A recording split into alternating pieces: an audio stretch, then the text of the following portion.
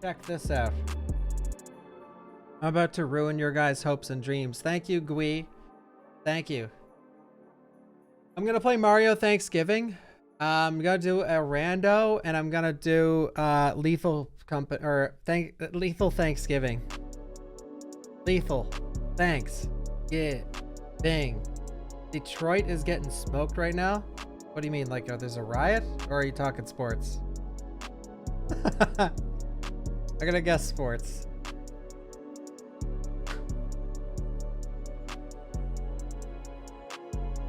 Football. That B guy likes football. I'm leaving if it's not there. The soup troop. Imagine. Guys, what's your favorite? Guys in the chat, what's your favorite sport? Like, if you were at this tier list right now, but it was sports, which one would have to be on the TV, or you're leaving?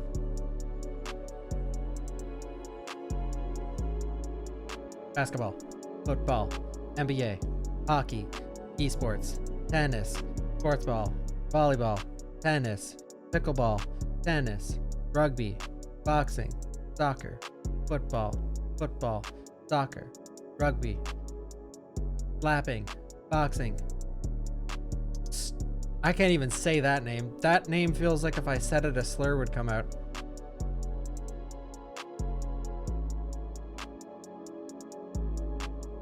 Air hockey. Your 2 drinks. B guy is fucking wasted right now. 2 drinks. B guy is on the ground with his legs kicking up and down on his cell phone. He just dropped it on his face. Ouch. He is absolutely slammed right now.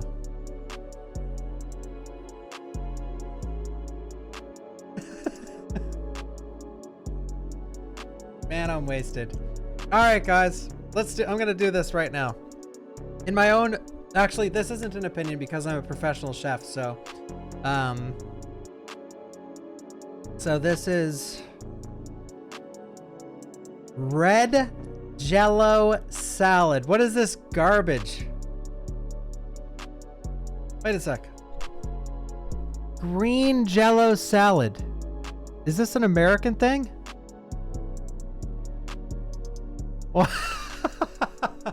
Won't even look at it. All right. All right, so let's get the top tiers out of the way. Man, I'm hungry. I shouldn't have done this because it's not Thanksgiving for me, and now I want Thanksgiving. All right.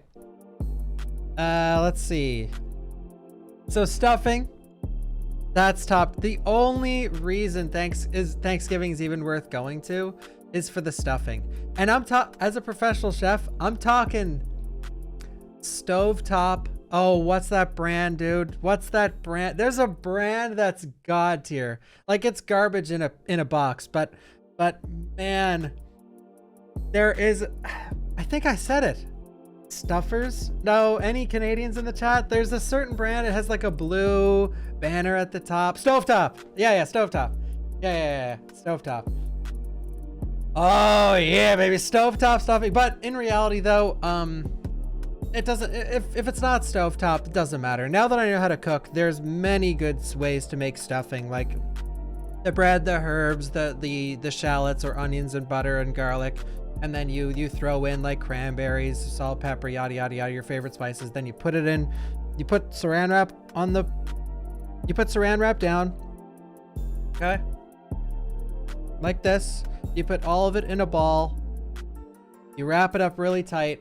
And then you twist the sides, you wrap that up in tin foil, you put that in the oven, you cook that off, you take it out, you unwrap it, and you cut it into cylinders. That's god tier. That's how you make really good stuffing. Because then you can actually put the chicken on it and serve it as one and put the dressing on there too.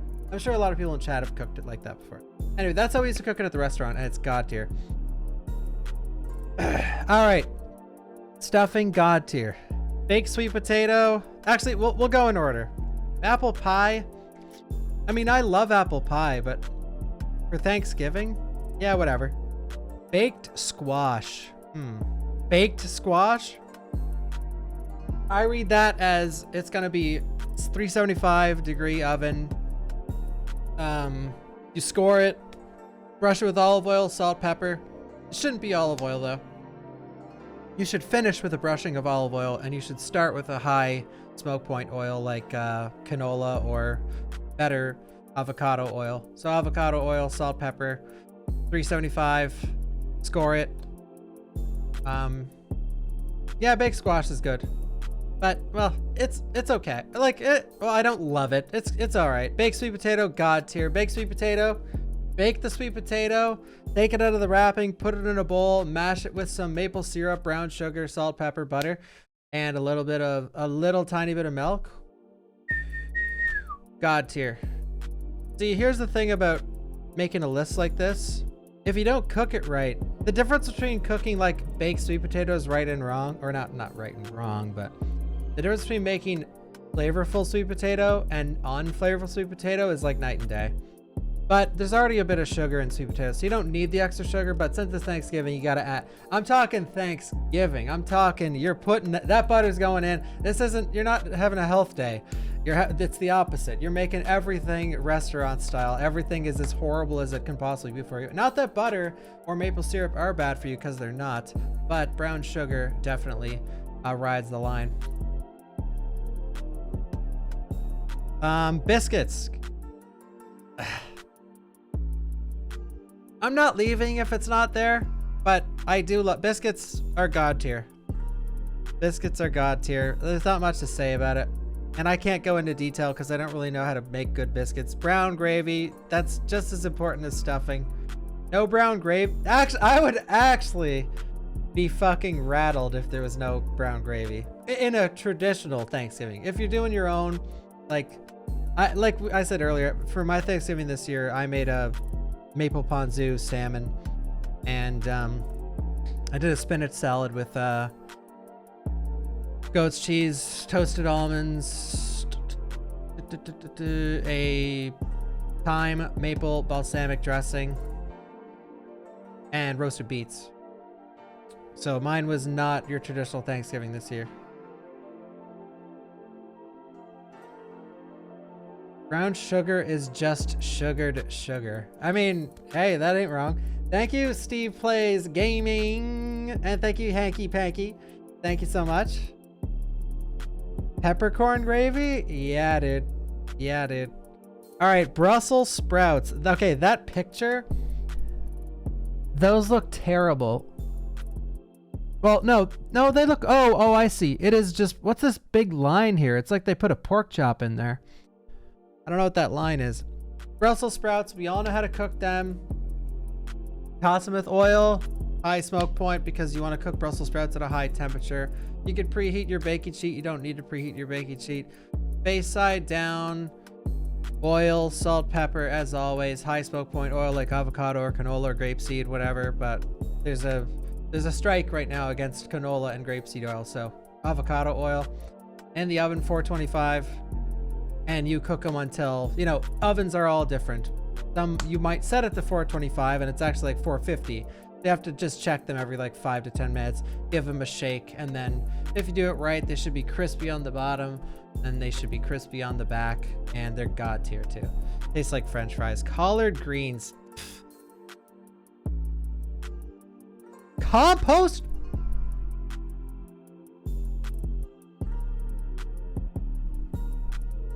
Compost? I won't even look at it, dude. Cool Whip? Well, it has to be right there with the apple pie. Cool Whip though? Fuck off with this bullshit. Put that at the bottom. Corn casserole. What the hell is like, I know what compost is, but what the hell is it doing here? Where'd it go? Oh yeah, where it should be.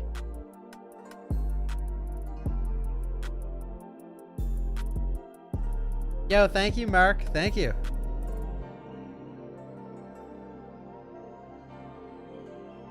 Yeah, collard greens are fine. Like, I like collard greens, but at Thanksgiving, eh. Corn casserole. So, how do you do corn casserole? Onions, garlic, corn, make a roux, milk, bay leaf, nutmeg.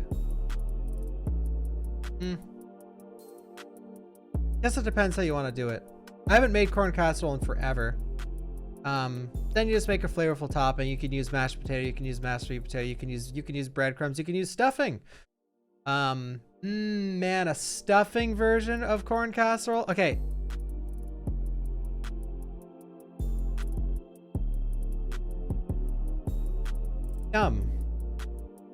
Yummy-ish. Yummy-ish. That's way better than I'm good. Or that's way better than it's okay.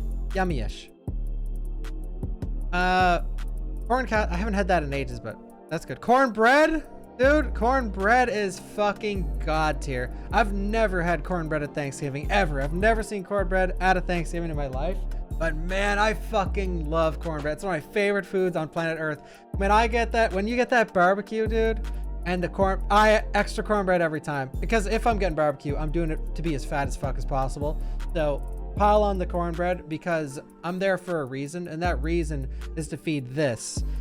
Make this feel like shit, but it makes this feel good. And that's the cornbread. That's the cornbread experience. Yo, thank you, Mark, for the 36. Thank you, Cookie Sam, for the 94. Let's go, ho, yeah. Let's go. Thank you, madam. And thank you, Joker's Lackey. Thank you. Thank you, thank you. Scalloped potatoes are god tier. Yes, they are. As long as, I feel like a lot of people, I made a mistake with scalloped potatoes one time, but it was only cooking at home. I wasn't cooking for anyone else. But I didn't have a mandolin at the time, and I cooked them too thick. Anyway, I'll get into that. Just corn, like, whatever. Just corn. Cranberry sauce.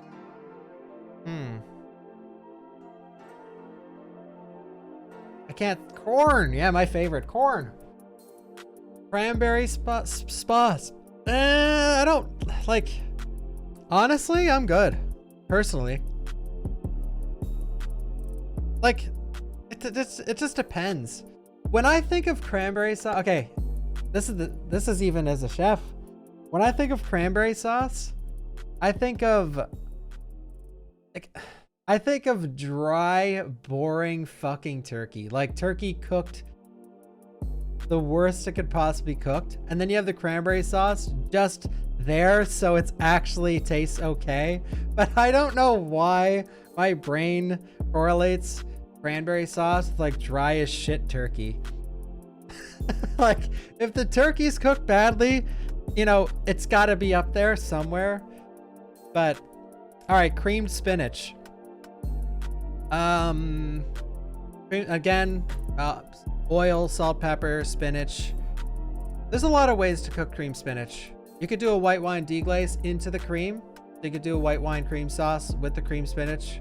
You could throw some pesto in that white wine cream sauce with the cream spinach just to add a little bit of nuttiness and creaminess, extra creaminess to the spinach. There's many things you can do with cream spinach, but in this regard, I think they're referring spinach and cream in a fucking bowl or in a pot and bringing it to a boil, into a simmer, into thick. And that shit,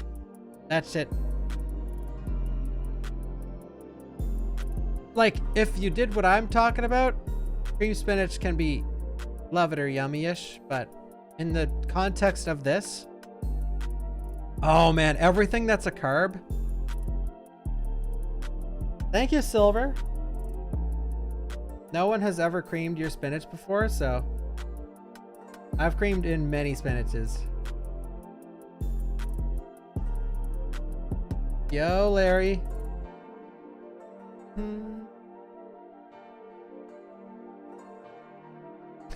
That Rocky out.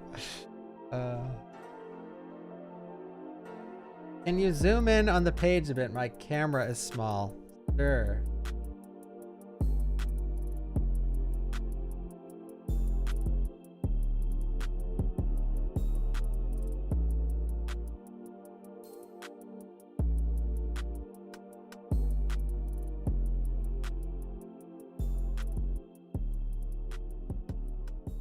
There, what do you think? Look at that. It's perfect. Let's see, crescent rolls. I mean, I love crescent roll. Dude, crescent, this doesn't have to get fancy. Cut it in half, butter. Boom. And put, okay, wait, cut it in half. You see that stick of butter in the brown sweet potato? Yo, yo, yo, but is that? Yo, but is that? All right, cut me some slack. I have over 60 scenes in OBS, and I forgot to change out my my horror alerts in this one. Cut me some slack.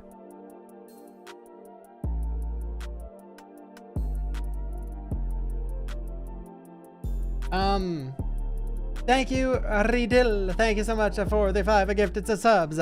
Thank you, thank you, thank you, thank you. Thank you, thank you. Crescent rolls?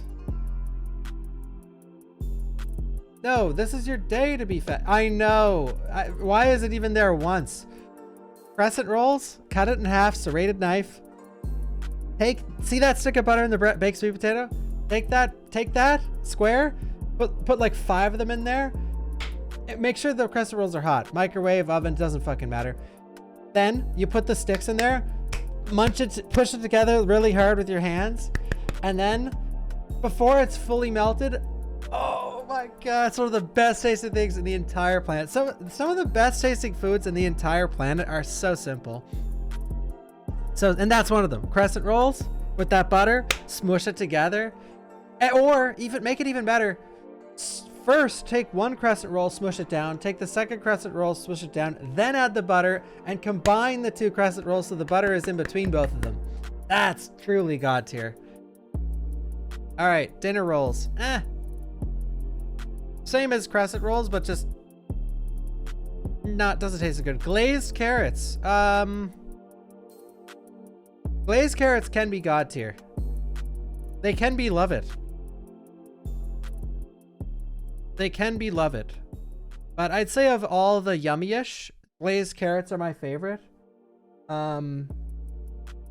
Because assuming they're cooked correctly, like if you get that nice caramelization on there, similar to the Brussels, like if you caramelize it like the Brussels sprouts, you get those crispy dark edges, but not black. That like dark brown glaze. And don't cut them like this. Like what the fuck is this? That's like an obtuse cut. Cut them so that you can get them crispy and you can bring out those natural sugars and glaze on the extra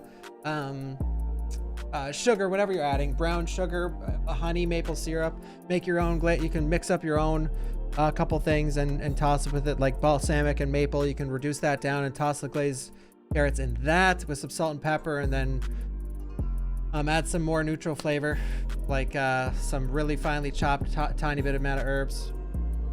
Thank you, DJ Mal. Thank you. You've had maple syrup on bacon. That's surprisingly good. One of the best ways to cook bacon ever is using one ingredient, whether it's like a jalapeno, peppercorns, whatever, something with some kick to it, then a sugar. You mix that in a bowl, you brush that on your bacon, and like if you want to know how to make a burger that people are like, whoa my God, you're so good at making burgers, this is the best burger I've ever had, just fucking candy bacon. That's what that's called. That's what you're referring to. It's called candied bacon. And it's making thank you, Joker's Lucky, for the 5 good to subs. Thank you, really appreciate it. Thank you so much. And thank you, DJ Malmal. My thoughts on making bacon in the oven: that is the optimal way to make bacon. If you're making it on the stovetop, that is a waste of fucking time. No one does that in a restaurant setting.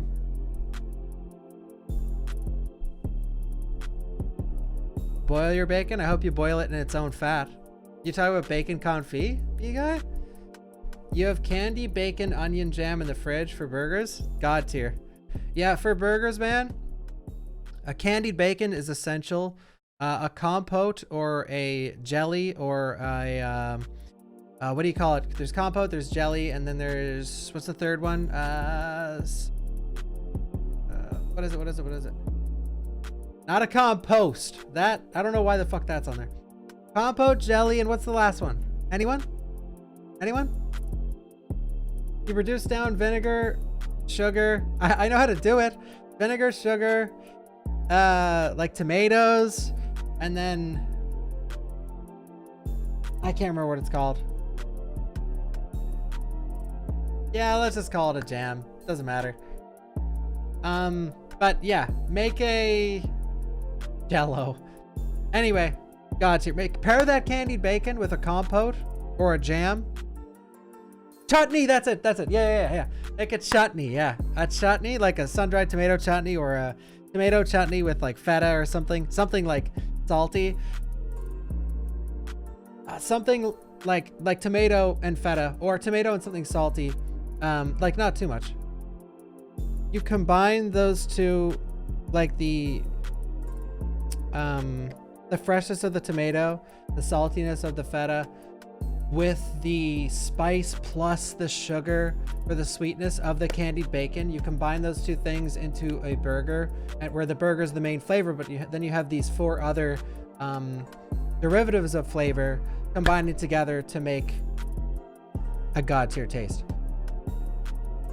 All right, grape salad is fucking garbage.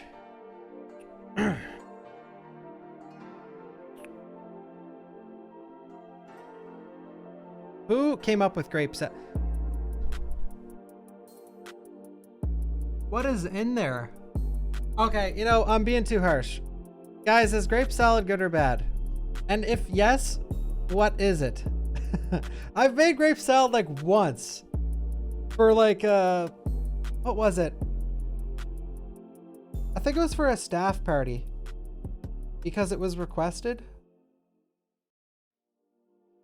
It's like mayo and grapes. No, usually with fruit salads you want to use a instead of using like mayo, you want to use well, I think you're being sarcastic, but you want to use like a sweeter dressing. Like you want to use like orange juice with honey and just mix it, like, you know, sweeter stuff. Kraft mayo. You want to use Kraft mayo, and that's about it. Anyway, grape salad, it has potential, but let's put it there. Green bean casserole. Green bean casserole can definitely be good.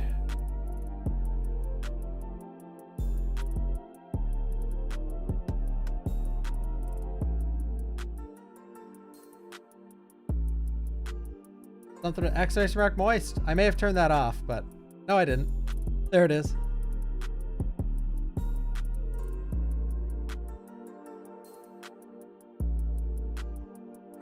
Never heard of grape salad? Yeah, that's probably for the best. Green bean casserole and green beans are on here. Like, sure, green beans are great, but dude, what is this? This looks like pistachio ice cream. Green Jello salad. Who has that? Like, what is that from the store? Okay, fuck that, and what? Like, that is sickening. Do I brine my ham or turkey before cooking? Is it worth it? Guys, if you're making a turkey today, it's a little too late. Unless you're on the West Coast, but brine your fucking turkeys. Brine your fucking turkeys, guys. If you didn't brine it, I can tell. Brine your turkeys. It's the odds of a turkey being amazing, like 10, 9.5. The odds of it being like a 10 or a 9.5 without the brine. You could do your Gordon Ramsay herb butter under the skin and around all the joints, and you put it in the oven, and then you crisp up the top, and then you put the bacon on. You can do all that, sure, but it won't reach that next level without the brine.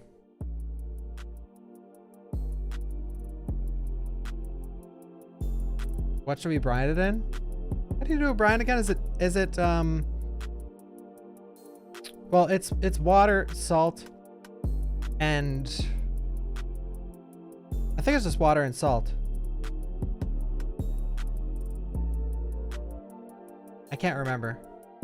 For that specific stuff, I always look up a recipe. Oh, and then you work with that recipe. Like, let's just say it is water and salt. I think it's water, salt, and vinegar. That's what you pickle with too. But you go from there. You want to complement your flavors with your brine. So like, you know, some good ones. Just throw in some thyme, throw in a bay leaf, throw in some rosemary, throw in like into the brine, and or well, first off, you can saute all these things off to bring out the flavor, like whatever herbs you're gonna add, and yeah, Add those to the liquid. Really good. Orange peel, fantastic. Yep. Thyme, orange peel, especially during this. You could put cranberries. You could crush cranberries and put them in there too. Now, those things, those like extra little things won't go like crazy far. It's not like they'll like completely alter the dish in any way, but it just adds a little like let's say you have 10 people eating from this turkey. Like at least one of those people eating is gonna have one bite where some of those extra flavors do come out and it makes the experience a little better. But overall, you know, if you add stuff to the brine like peppercorns and thyme and rosemary and whatnot, it's not gonna do too much. It's like people basting a steak with butter and like you're gonna get the same effect if you cook the steak, then melt the butter and add the garlic and the herbs and just pour it on top later. Like the basting thing, there's so many things that people do in like, especially on the internet on like YouTube videos and stuff, that's such a waste of time. It doesn't do anything, which is, it's like I mentioned, the butter in the pan for making a steak or extra stuff in the brine. Like it does something. But if I put 3 steaks in front of you and I didn't do it with one, could you tell? Probably not. Ham is God tier. Who agrees? Absolutely. Well, I'm not leaving if it's not there, but I'm taking this one dead serious. I'm leaving if it's not there. But I didn't have stuffing this year or brown gravy, but I didn't leave.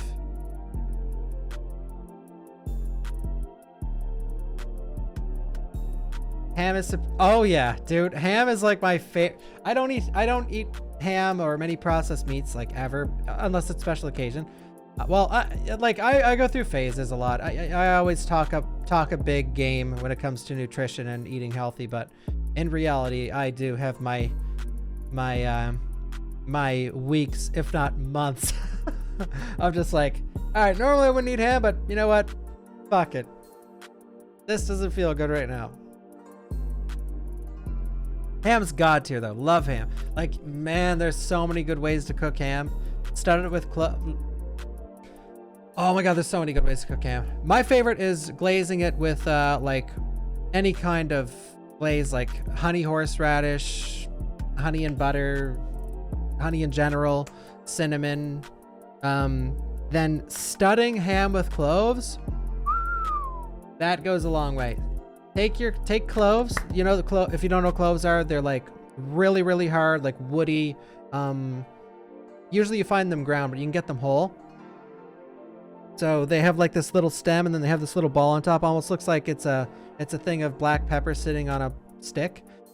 But like really miniature. You take all those, you put them in the ham, like you just stud it. You stud the whole thing. Well, first you score it, obviously.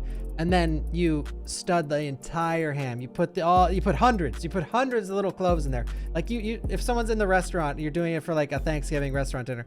Someone is like, hey, Tony, you're fucking studding the ham today. So he's over there with the hundreds of little cloves. And doesn't take too long, but it's worth the time though. Trust me. Studded clove ham, and then do whatever the hell you want after that. Is cloves like star anise? It's of the same like kind of family of like a really harsh, like strong spice. But star anise works too. Throw in some star anise in the pan. Like that's great too. Toast up some star anise. When you put your studded ham in the pan and you put your drippings on the bottom, like I usually cook ham on apple slices and apple juice and like some orange peel. So to go with those cloves, oh, so good. So you take the water, apple juice, some orange peel, put a bunch of apples down there. Doesn't matter, different kinds. It's a great way to get rid of shit. When you're cooking a turkey or a ham, an amazing way to get rid of a bunch of old shit in your fridge. Is taking like some old apples. They might be brown, might be a little spotty, shoddy, whatever.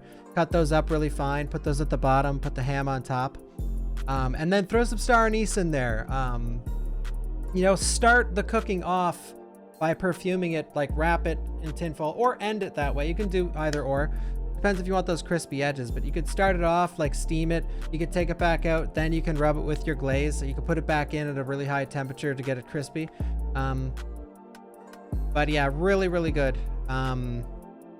Oh, ham is god tier, man. There's so many good ways to cook. Ham, like, the funny thing about ham is don't do any of the stuff I said. Just cook the ham in the oven and cut it, and you already have a god tier, like, food. I love ham. So it's like, it's good as is, but you can bring it to the next level for sure. Pretty easily.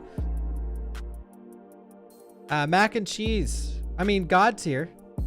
Mac and cheese is god tier, but for Thanksgiving, like, I've never... oh, no, I've had mac and cheese for one Thanksgiving. Mac and cheese is something I've made a ton of. Like, holy shit. If there were any, like, IRL friends in here or whatever, they can confirm. I have cooked my friends and significant others mac and cheese. Like, like it's a go-to. It is a go-to. Mac and cheese is, oh, just amazing. Like, I'm talking mac and cheese craft, all right? So macaroni in, salted water, cheese packet, little bit of milk, toss it together, spin it up. Nah, for real though, I'm talking garlic, onions, salt, pepper, stir till translucent, butter, flour, make a roux, you know, and then the world's your oyster from there. You can throw it, you can make it super basic, just add a bunch of cheese, stir it together, put it in the oven with a wrap on, take it out, put the carbs on top, whatever you want, then put it under the broiler, finish it that way. Or you could not do the carbs, put it under the broiler, broil the cheese so it's nice and dark and crispy, then put the extra topping on, like the bread or the crackers, whatever. But also you can get crazy with mac and cheese, like you do what I just said, like the garlic, onions, milk, the roux, and then you could add like a bunch of you could add like a fuck ton of sun-dried tomatoes. Then you let those boil for a little bit, or simmer, sorry. Then you take an immersion blender or a real blender, you pour all of that in there, you blitz it up, and then you have this like sun-dried tomato, like infused bechamel sauce. Then you add in your cheeses. So like that sun-dried tomato flavor just it's like a hint in the background. And you'd think for a second, you'd be like, I hate sun-dried tomato, or I hate tomato, but it's not there enough for you to be like, sun-dried tomato, I hate this flavor. It's there enough for you to think like, man, what's this flavor? I've never had this before. That's what you want to look for when you're doing stuff like that. With mac and cheese, that's very important. You never want to fuck over that main base flavor of that mac and cheese. People eat mac and cheese, they want mac and cheese. They want it. They want to taste that cheese. They want to taste that macaroni. But whatever else can't take over the dish for your average person. If you're talking to a food aficionado or whatever, if you're talking to someone that's food crazy or a foodie, you could go crazy. It doesn't matter if the flavors mask the mac and cheese, but if you're a typical person, they want it to taste like mac and cheese. Bacon or pancetta? Yeah, dude. I throw ham in mac and cheese all the time. I throw bacon in mac and cheese all the time. I throw chicken in mac and cheese all the time. And sometimes I don't use any. My mom gets me to make this mac and cheese. I made this mac and cheese once a long time ago for my mom with carrots and leeks. It was so random. It was like carrots, leeks, paprika. I made it like 10 years ago. But it was like this spicy, savory mac and cheese with small diced carrots and sliced leeks. And my mom, like, you know, if she's getting me to cook something, she's like, oh, can you make that mac and cheese what you made once like 10 years ago? But mac and cheese, god tier. Mashed potatoes, also god tier. I'm leaving if it's not there. I'm leaving if it's not there. No doubt about it. No mashed potatoes? That's bullshit. That's bullshit. I'd walk in and I'd look at the dining room table and everyone's sitting there, and I'd look for the mashed potatoes. If it's not there, you're taking that fucking table and you are flipping it. And you look at every member of your family in the eyes and you say, fuck you guys, I'm out. No mashed potatoes. This is absolute bullshit.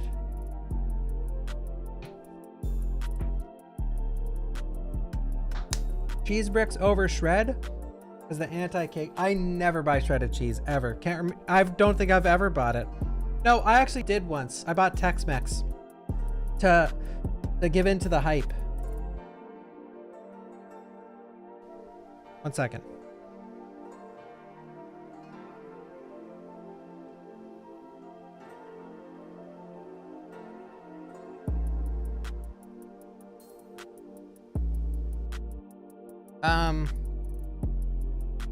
Yeah, mashed potatoes. Man, there's so many ways to cook mashed potatoes too. Flip the table and don't even tell them why. Yeah, just like it disgusts you enough that you just leave. Mashed potatoes. Most important thing, heavily salted water. If your water, start the potatoes in cold water, heavily salted cold water, bring it up to a boil, pork tender, drain it. I never peel mashed potatoes. Never. Or like in a restaurant, I always do. At home, I never do. I just scrub them I scrub them with an actual like scrubby, just so there's no dirt or anything left over. But see, there's a lot of nutrients in potato skin, but also like with pesticides and stuff, it lingers on the skin. I mean, it goes right into the vegetable, but still at the same time, it lingers. Just walk out, Rapheus. Yeah, fuck that place. Yeah, guys, I love trying to get people excited to cook. Cooking's really easy. Well, no. There's the skill ceiling on cooking is astronomically high, but the floor is low, though. The floor is like, you know, you can reach it. Anyone can reach the floor. If I can do it, fucking anyone can. I couldn't cook worth shit when I went to culinary school. One of the first things my chef told me is go saute some onions, and I put onions in a dry pan and they burnt to a crisp. How am I supposed to know you're supposed to use oil? Literally, how am I supposed to know? How was I supposed to know? It's not like anyone ever told me. It's not like I've ever done it before. You know, you put it in the pan and it works. That's what I thought. But see, you need to learn these things. And to learn them, you need to do it. So a lot of people just don't want to take that first step. Nice room temp ramen noodles. Yeah. If you have a significant other and things are stale, make a good meal. Mashed potatoes.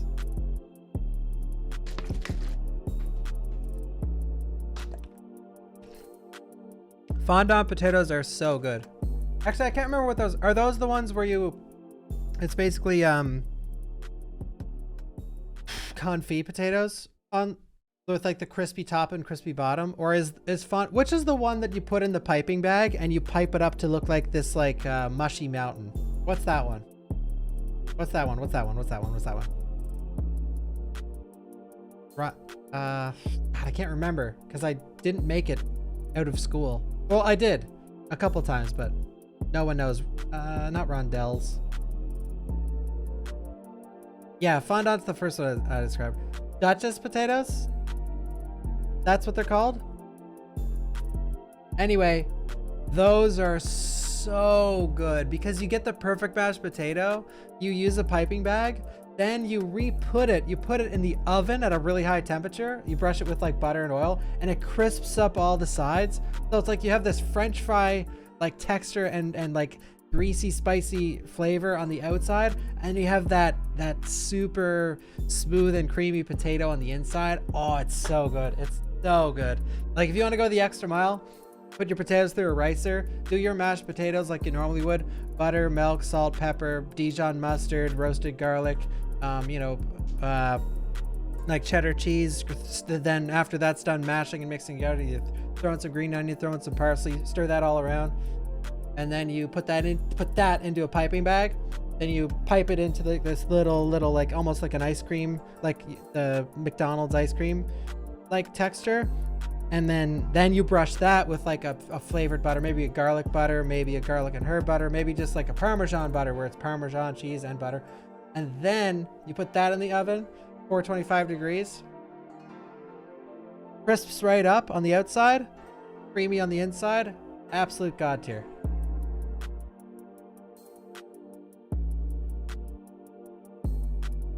Absolute god tier. Yeah, you guys should all go do it. I don't have a ricer either. Oh my god, you can buy frozen Duchess potatoes. Yeah. They are decent. Pecan pie. Ooh, I'm not leaving if it's not there, but pecan pie. Get out of here, Apple. Go fuck yourself, Apple. Pecan pie is where it's at. Fuck you, biscuits.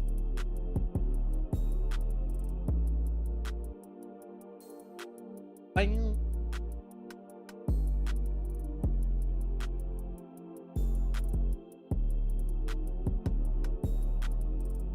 Yeah, pecan pie. I can't get into how to make it because I don't know. Guys, I'm actually gonna pee my pants. Or would you guys rather me pee my pants? Because I could go, or I could sit here and just like whiz them. I'm gonna go. Thank you, Dran. I really appreciate it. Yeah, happy Thanksgiving to all the Americans. It's actually, by the way, for those who don't know, it's not Thanksgiving for me. Canadian Thanksgiving is in October. I'm just doing this for fun and just because like my audience is like 5% Canadian, so like when it's Thanksgiving where I live, I don't really even advertise or anything because no one gives a fuck. But when it's American Thanksgiving, y'all know, y'all that aren't American, or even if you are, it's their day. I'll be right back.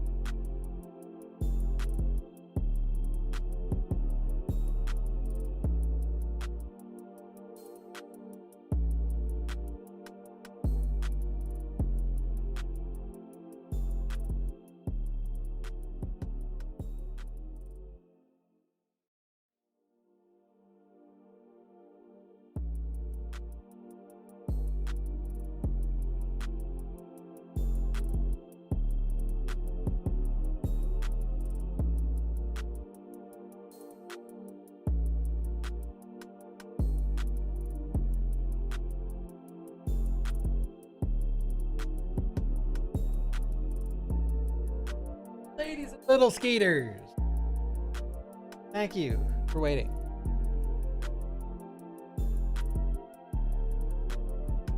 Yeah, do I make all this cooking stuff sound really easy? Like with the mashed potato, those mashed potatoes, go do that exact thing. The Dijon, the garlic. Don't pay attention to measurements, just put some in. Then one of the keys to cooking and stuff like mashed potatoes, mac and cheese, whatever else, is you can always add, but you can never take away. If you want to take away, you have to add the base ingredients. So if it's mashed potatoes and you fuck them up, they're too salty, they're too Dijon-y, they're too vinegary, whatever.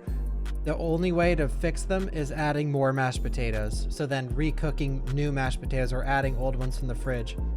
It's not the only way. You can also mix in some sweet potato. You can also you have to just add extra ingredients in general.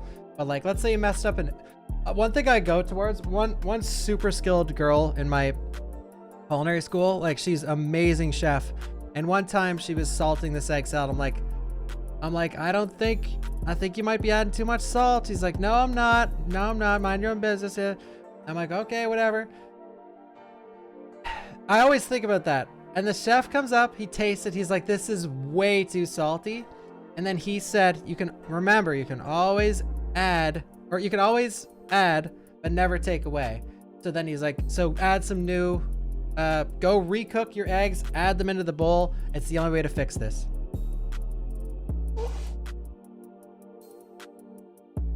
Remember, if you're trying to follow this recipe and they didn't give the ingredient amounts, that's the most important part to remember. And the second most important part to understand is how powerful an ingredient is. Like you add some parsley, who cares? You could throw in a fuck ton.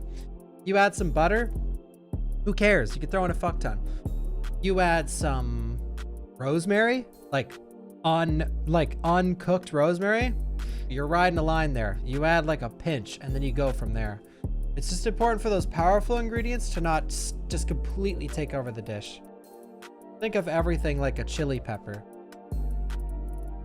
Like you add a chili pepper to this, half the people eating it are gonna be breathing fire. But if you add half of one, you know what I mean? Thank you, Warhawk. Thank you, Dark J again, and thank you, Dran. All right, pumpkin pie. I've definitely grown. I like it more than apple. Apple is my least favorite here. Pumpkin pie, though.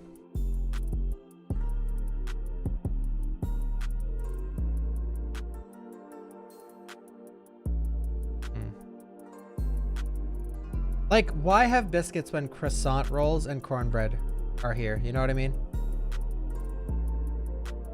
Now, buttermilk biscuits, buttermilk cheese biscuits, that's a different story. But just normal biscuits, that's not a different story. And tamarind. I haven't cooked with tamarind in a long time. Nutmeg, who cares? Just add a ton. Yeah. I used to add nutmeg to a lot of stuff. Just like a pinch, like it was like a secret ingredient, kinda. I've definitely had Yorkshire pudding before, and it's so fucking good.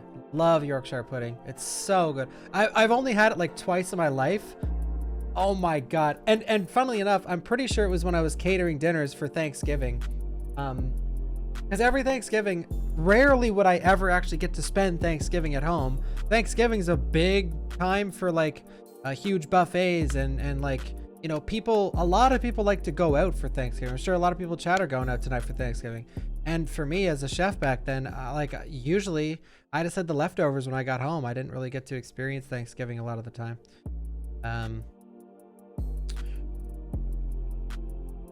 I never really thought about that. But yeah, I was usually working. But that was actually fucking sick because I had all the god tier food. So like I used to work at a restaurant, a buffet style restaurant. Oh man, you take the buffet in from like Thanksgiving week. It's not even the day. We did like a Thanksgiving week. Like every day was like Thanksgiving. And then you take in the leftovers, you make up your own plate. It was so fucking sick. That was the best part. Yo, thank you, Sylvain, for you. Did I just get icy wienered? No. Ooh, really? Cool. As an Englishman, you saying Yorkshire? Well, okay. Yorkshire? Is that how you say it? Or Yorkshire? You want to know how to pronounce culinary terms? You want to know how to pronounce food?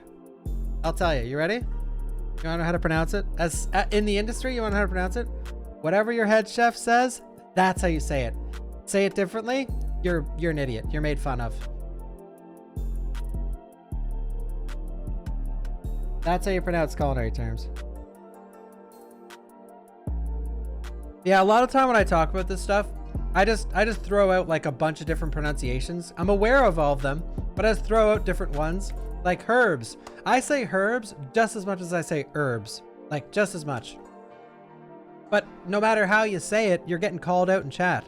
Because it's a bunch of people who had their head chefs, whether it's your mom, your dad, or your school, or your friends, tell you that it's one way. And it also depends on where you live too, and the part of where you live. Like you could live in America, but if you're on the far west, you're on like Northwest America and then Southeast America, you know, they pronounce it differently. Yeah, don't even get me started on Worcestershire sauce. That one, oh my god. I have a great story with that. There were two people in chat. I was talking about Worcester sauce. Two people in chat. Both of them said they were from the place it originated from, and both of them said it was pronounced differently than each other. That happened in the same stream. And I'm just like, man.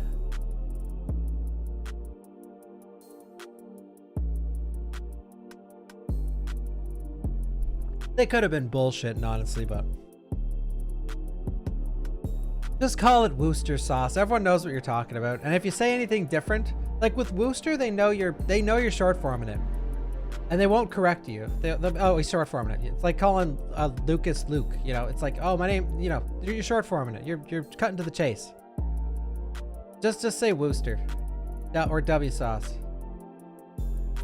But if you're getting all into it, like Worcestershire sauce, Worcestershire sauce, like you're getting called out. Roasted potatoes and red potatoes. All right. Like roasted potatoes and roasted red potatoes, basic, like oil, salt, pepper. They taste very similar. They're there to get that job done with the butter and the salt, pepper. They're nothing fancy. But some people prefer roasted to mashed. But like, by the way, where I'm from, Prince Edward Island, we have some of the best potatoes in the entire world. When I lived in Vancouver, like British Columbia, I hated potatoes. Oh my God, I would go to the store and get potatoes. They're fucking terrible. They look metallic tasting. I hated it. But here, man, they're God tier. And roasted potatoes are really good too. I do love roasted potatoes, but I like roasted reds better. Roasted carrots, roasted carrots, roasted. All right, if you have glazed carrots, not in the same row as roasted, they're basically the same thing.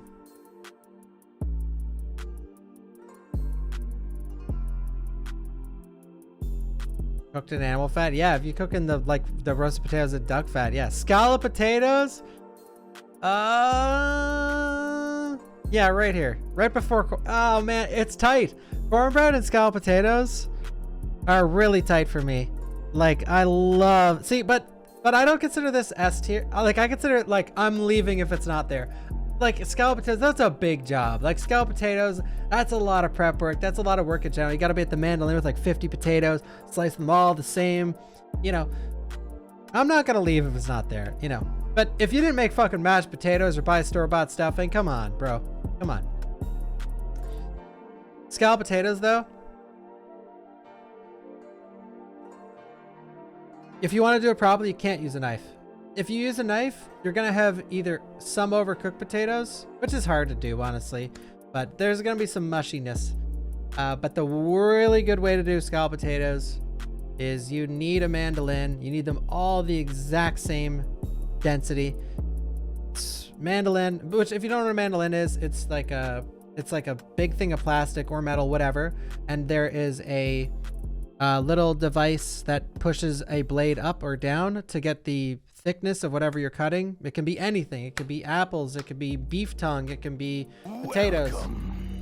Got a selection of good things on sale, stranger. I'm just drinking, having a good time on my day off of work. Thanks for being the best streamer in the history of streaming. Chat, we are all lucky to have the Chicken Man to watch on this Thanksgiving. Thanks for covering my room at TwitchCon. Holy shit! Thank you for the $4.20. That bee guy, everybody. Damn, girl. Holy shit. Man, a rippin' rich guy from chat just gave us $4.20. Hell yeah. Drink 3, he's wasted. Dude, your bank account's gonna call you if your bank's gonna call you if you give me any more donations like that. That's, thank you, sir.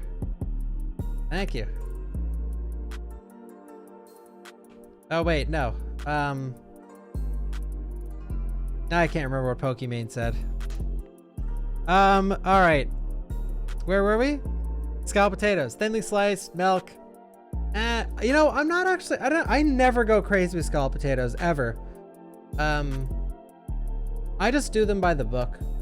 Little bit of milk on every layer, or cream, whatever. Salt, pepper, nutmeg, a little bit of cinnamon, every layer. Cheese, obviously, or sometimes. Or you can just make a bechamel sauce. Usually, I don't even know what I'm talking about. Usually I make a bechamel sauce. That's what I do. I make a bechamel. A bechamel is a cream sauce, basically, or it's sauce thickened with a roux. Milk sauce thickened with a roux, basically. So with that, you know, bay leaf is a common seasoning. Nutmeg is a common seasoning. Cloves, onion. Well, classically, it's an onion PK, which is half an onion, 3 bay leaves inside of it, and studded with cloves, I believe. You put that into your bechamel, you let that simmer, that adds a ton of flavor to it. Then you use that for your scalloped potatoes. And you cover each layer. But you can add cheese to that if you want to. And then you obviously you do the top with some cheese. But I like to do the top, butter the top first. Welcome. Then things on sale, stranger. My bank won't call me. I'm not a broke boy. I can even afford streamer cookies. Just gotta flex real quick and drop another dono. Cause you know how I do. I'll make sure you drive your Mercedes back up to you after you let me borrow it for TwitchCon. Thank you. Thank you. Really appreciate it, B guy. Thank you so much. And don't scratch the Mercedes. I don't even drive, guys. Thank you for the 420. I'm glad there's some... I can't even say it with a straight face. Yeah, there's hardly any broke boys in my chat. Just kidding. That's a Pokemon said better cookies. Broke boys. Yeah, butter the top of scalloped potatoes, put it on the broiler, get the potato almost like a French fry at the top, crispy. Then you add your cheese on top of then you can add more cream, like more of that bechamel sauce on top of the crispy potato. Then you add your cheese, then you broil that cheese, bring it out, God tier.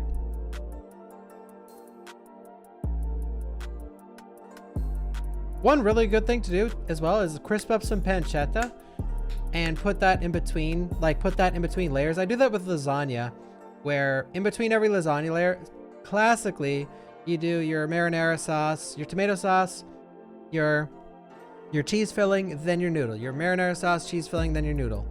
Or whatever order you want to do that in. But for me, I make like a pesto or just anything, any mixture of things. And you put that in the middle. It could be like, you could bake off some eggplant and do like an eggplant, roasted red pepper, little tiny bit of cream cheese. And then you put that like right in the middle of your lasagna. That shit brings that kind of dish, like scalloped potatoes, that to the next level, where you have those layers that for a normal person, like they've never, like, holy shit, what the hell is in here? Really good. Where you take a risk on that kind of thing though, is like if you cook the shit out of it, it might not turn out too well. But steak for Thanksgiving. Never have I ever had steak for Thanksgiving. That is a prime rib. You know, if we're talking, like, I'm thinking of a steak. If we're talking like big fucking like cow leg, I've seen it.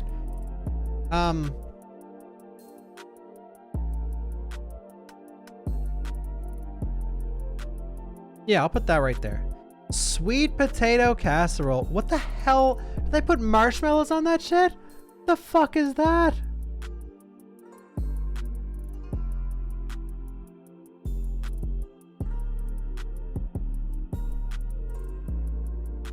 Cheese? Doesn't look like it. Okay, wait.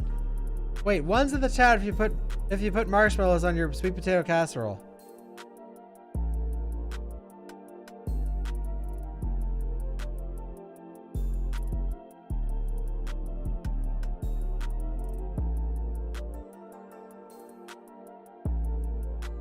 No, chat, when it's that fast, chat's not trolling. Some people are definitely trolling, but it's legitimate. People do it. For sure. Like, hey, I'm not hating. That works. Like I explained earlier with the baked sweet potato, you want some sweetness to it, but marshmallows isn't the classiest way to go. Like, let's be real. There's many other things that you can use that are better than marshmallows. But hey, I mean, that'll have a unique flavor to it. I've never ever heard of that. Okay, America's being like WTF to poutine. That is so strange because poutine is so American. You take this unhealthy dish with, like, Americans usually have gravy with fries, and then you're just adding another unhealthy, tasty thing, cheese. Like, that's so American. And poutine's God tier, by the way. If that was on this list, I'm fucking leaving if it's not there. Not really though. I've never had poutine for Thanksgiving, but man, though, guys. Thanksgiving poutine. Have you ever had one? It's when you take stuffing and brown gravy from your turkey and you just add that onto the poutine. Oh shit! That's like if there's a good pub downtown in like a Canadian city, they have that. Even here at PEI, you go down to some of the restaurants downtown, they have that Thanksgiving poutine, and whoo, it's a little much, honestly. It's a little much. Like, if you're finishing that shit, you're probably gonna feel bad later. But yeah. What cheese well, cheese curd. I just like, well, any cheese really. Doesn't matter to me, but classically you use cheese curds. Just like cheese curds from the store, but any cheese will do though, I think. It is very heavy. Yeah, it's like it's like harder to eat than Thanksgiving dinner. Like all right. Let's go with the white gravy. White gravy, I mean, like, what are we putting this on? What here would be good with white gravy? Sure. That already has a bechamel. No.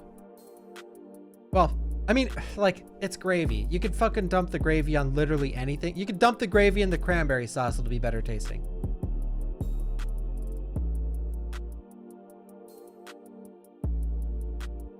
Yeah, white gravy. Biscuit, just the biscuits, yeah. I don't know. It's yummy, but I could live without it, honestly. White gravy. That's such a boxed, like, white gravy is such a, like, from the box kind of food.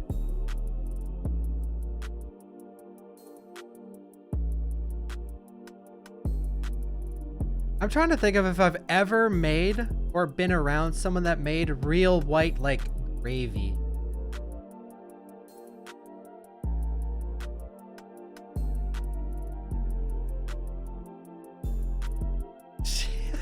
She is my creation. Yeah. Brown gravy is too from the box. Well, no. Brown gravy can be from the box, sure. But you go to any restaurant that has, like, they'll call it jus. Gravy and jus are like the same thing. It's fucking pan drippings and shit. Like, brown gravy is at any steakhouse, yada, yada, yada. White gravy is not at a lot of fine restaurants. Brown gravy is very common when it comes to fine dining. And white gravy is, like, rare. It's not insanely rare, but it's definitely not common.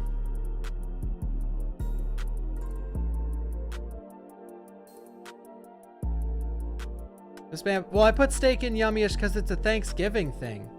This is specifically for Thanksgiving. Like, if I walked into Thanksgiving dinner and there was steak instead of, like, ham or instead of turkey, I'd be like if your parents came in and they slapped down like a fucking strip loin, like, happy Thanksgiving, I'd be like, you know, I'd be Yummy-ish. I'd be like, okay, I mean, I like steak, but this is awkward timing.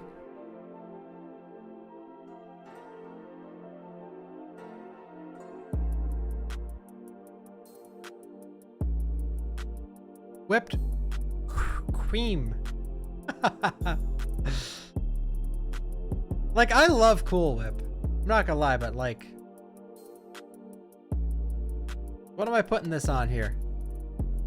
The pecan pie, sure. The apple pie, sure. The pumpkin pie, sure. By the spoonful, definitely.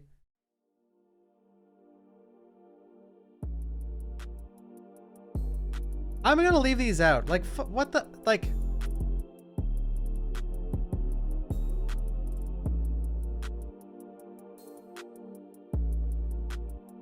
Turkey. Chickens are better. Chickens are better, bro. Typically, hot take. Well, honestly, let's see how many people in chat agree. How many times have you went to Thanksgiving dinner?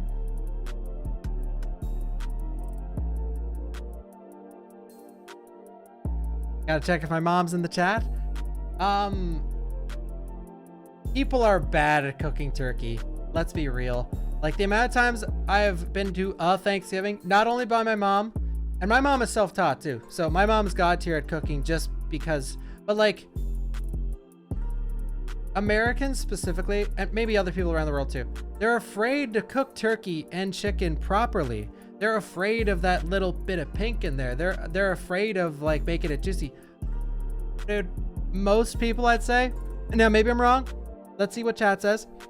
Overcook it and it's dry. I always have the dark meat because at least the dark meat is like what are some easy things that can't be fucked up? Dark meat's like you know it's gonna taste fine, but white meat, dude, a lot of times white meat's just, they fuck it over and it's just like dry shit. Like you need the gravy, you need that white gravy, you need that brown gravy, you need that fucking Cool Whip. Not really Cool Whip, but yeah, thighs always great, drumsticks always great, wings always great. Like there's like, because like the wing specifically, that always has that caramelized like skin on there, so that carries the wing. The thigh, oh, chicken thighs, yeah, that's what I was gonna say. Chicken thigh, if you suck at cooking, get chicken thighs. If you're making chicken for someone like a significant other or family member, whatever, if you're thinking about what meat to get for chicken, they want chicken, get the thighs.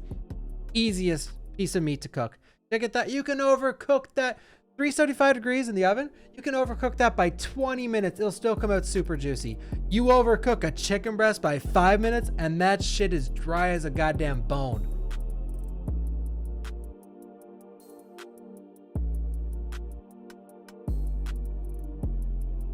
Chicken thighs are foolproof, dude. I have chicken thighs in the oven or in the fridge right now. What I'm gonna do? What am I gonna do?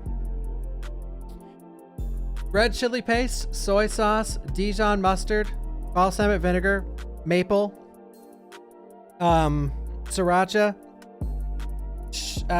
garlic, onions. Shake. Marinate or cut 2 huge lines in each thigh. In there, bag, marinate, smush it all together in the fridge 1 day. You cook that shit off, no question, you're having a god tier thigh. But it's so funny that chicken breast is so common, but it's so often is it messed up. Yo, Shand, yeah, I love chicken thighs. Oh, look at these things. Look. You see? Chicken thighs, my favorite, bro. Tell him. Tell him.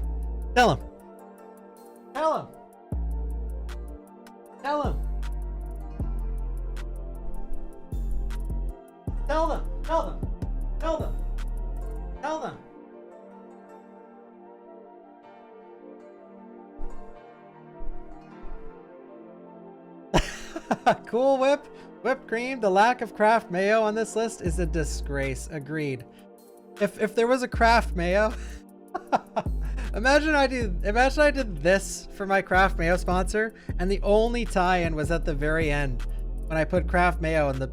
If it's not there, I'm leaving. You know what, man? Those grocery stores. I don't know about America, but in Canada, the grocery stores that have the fully cooked roast chickens, they're good. They're really good. They're greasy though. Thank you, Polar. Thank you. All right, guys, rate my tier list out of 10. 10 being perfect, and then downwards. But this is specifically not foods. It's foods for serving on Thanksgiving and enjoying on Thanksgiving. Like if you're seeing steak in yummy-ish tier, that's specifically Thanksgiving morning. You walk in, hey mom, what are we eating for the protein? I got strip loin steak.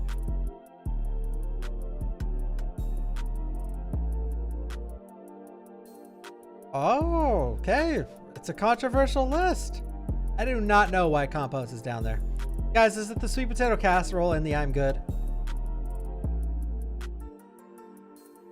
No, Canadian Thanksgiving is in October. My NA accent? I don't know. Is the turkey for you? What should it be? Should it be S tier?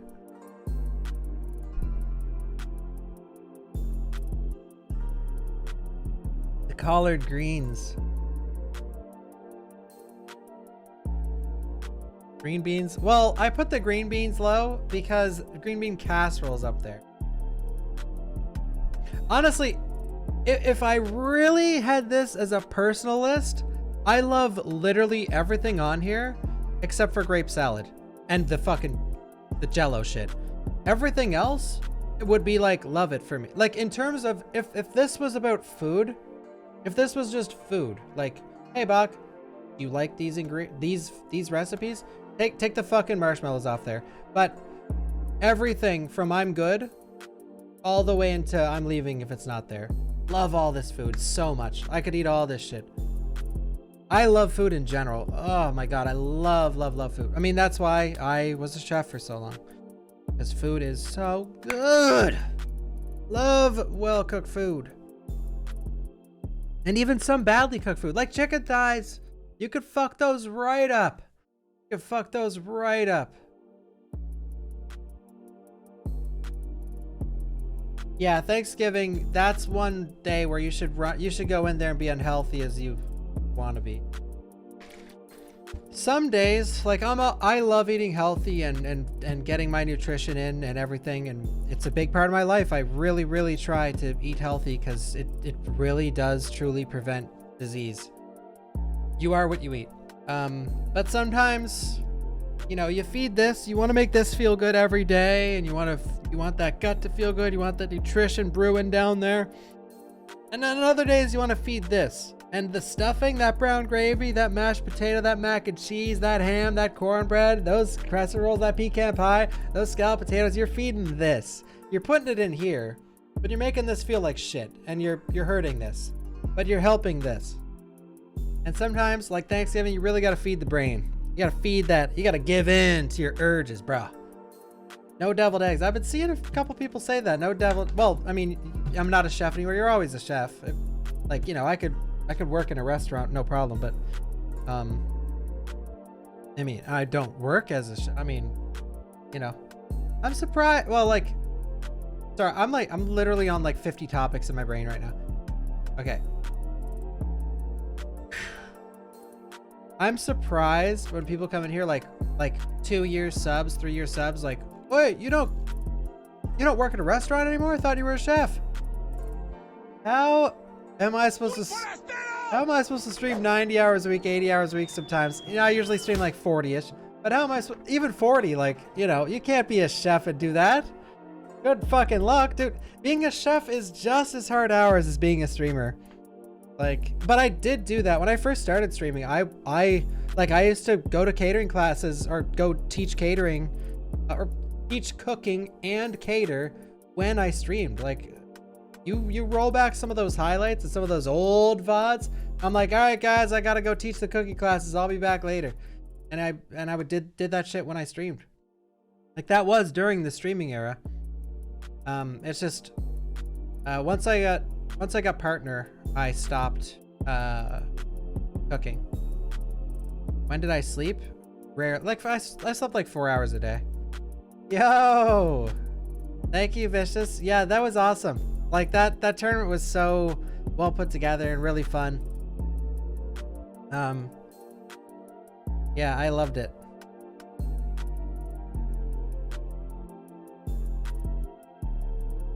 No, I always wanted to work on a cruise ship. When I was younger, I really wanted to work on a cruise ship. That was one of the first places I wanted to go because I heard the money was really good. But my life was scoped out. Guys, take every opportunity you can get. If you're in a career and someone asks you to do something that makes you uncomfortable, the Street Fighter tournament is a good example. When I read that sponsor for the Street Fighter tournament, I was like, I haven't played a fighting game in 10 years. Am I really going to take this and embarrass my fucking self? And you know what I said? Yes, I will.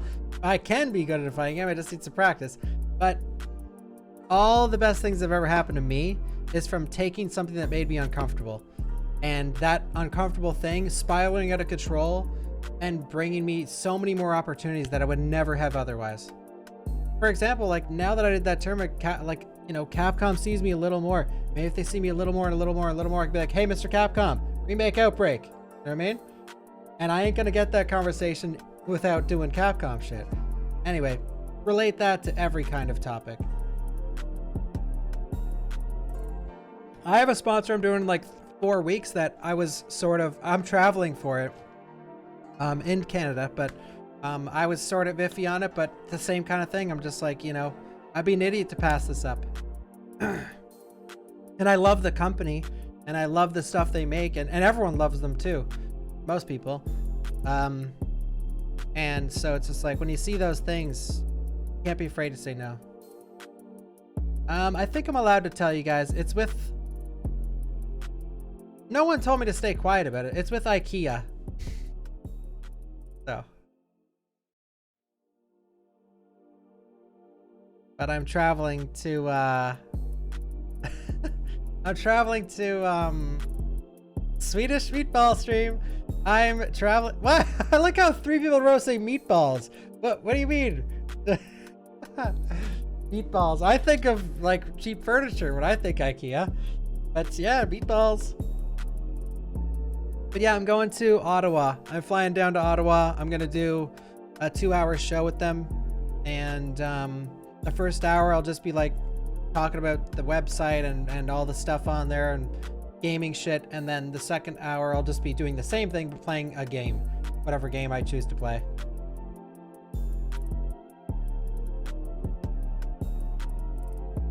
What's wrong with green Jello salad? Everything. Yeah, I should play the... Well, see, Capcom just had an outing against the mods. It'd be so funny if I booted up a save in RE4 and was like, hey guys!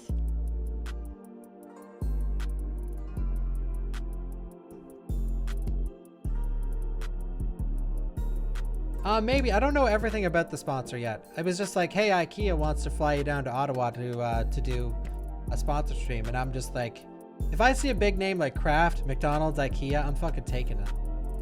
Especially when you love them. Like, you know, I have another McDonald's sponsor, by the way. They recontacted me. It's in December.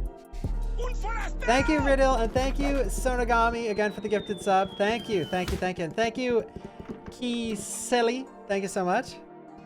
But yeah, just let me rewind a sec, just because I just want to give chat something to think about. Just because we're on the career topic at the moment. But all the best shit that happened to me was luck in culinary. But anyway, there was one woman. I told the story a long time ago. I'll cut it quick. Just about taking every opportunity you can take. My mom's friend, who's actually like loose friend. She's one of the higher ups in the government of Prince Edward Island. Anyway, long story short, she's like an important woman, and she was just catering a dinner for like some author at her house, and she seen my mom out in town. She's like, oh, I heard your son is a chef. Can he contact me and tell me how to cook a roast? That's what she wanted me to do. She wanted me to call her and tell her how to cook a roast. That's it. So I call her, like, this is how you cook a roast beef. So put it in the oven, what, yada, yada. That, me saying yes to that, turned into me saying yes to coming over and cooking it, which when I went over to cook it, so the day that the catering event happened, and I never catered in my life ever before this, ever, never, ever catered. I went to her house.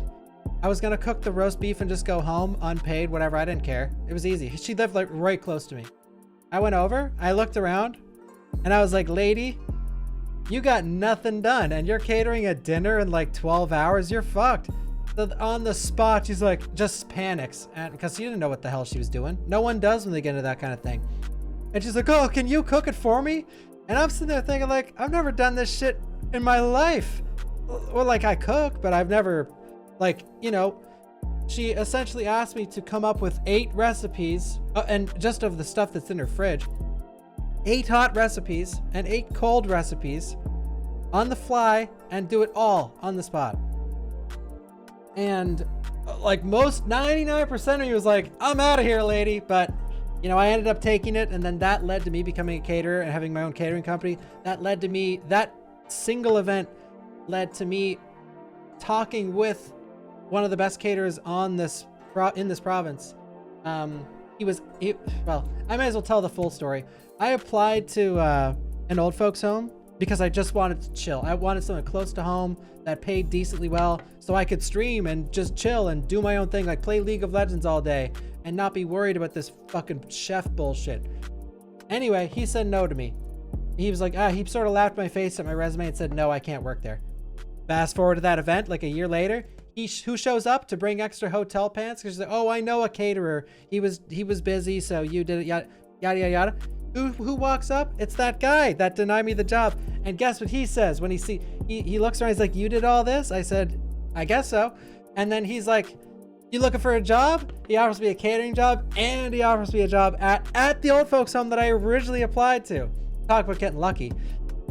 So yeah, then yeah, that led to everything. That led to, well, in my culinary career, that led to me becoming a caterer. That led to me meeting his uncle, who is also a caterer. So working with him, it led me to working at that's the last place I ever worked at as a chef. So the last place I quit before I full-time streamed was that place that he offered me. Anyway, moral of the story is, if you get an opportunity that you know will accelerate your career a little bit, but it makes you extremely uncomfortable, and I'm not talking uncomfortable like the person's gonna fucking fondle your boobs or something. I'm talking uncomfortable like, oh, this is a lot of work, it stresses me out. Just fucking take it. Take everything. Because if you don't, your course, your life is, that is a fork, and one pathway leads to something that you might not be happy with, and the other might lead to great things.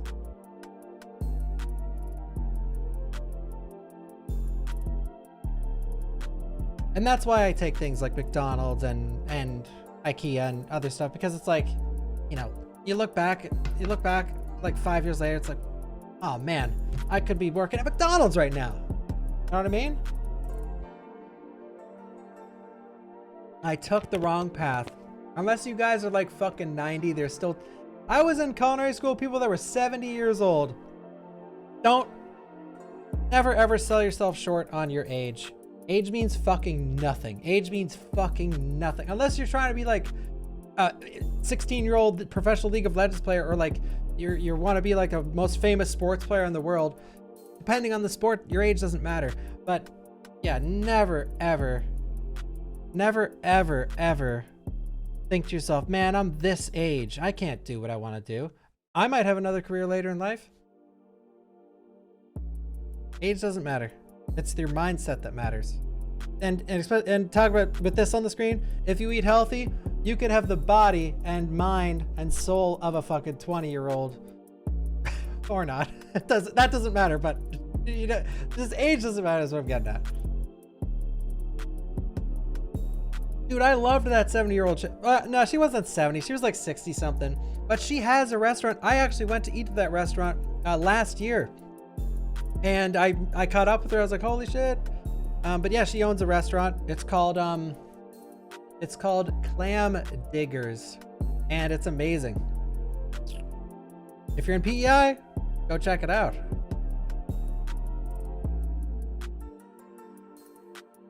The grandma could play WoW, you could do what you need to do. Yeah, exactly. I'm just trying to help, guys. I'm just trying to innocently help. You know? Nothing I said can be taken into a negative light unless it's like, yeah, he's right. Someone keeps asking me to rob a bank and I'll do it. Don't do that.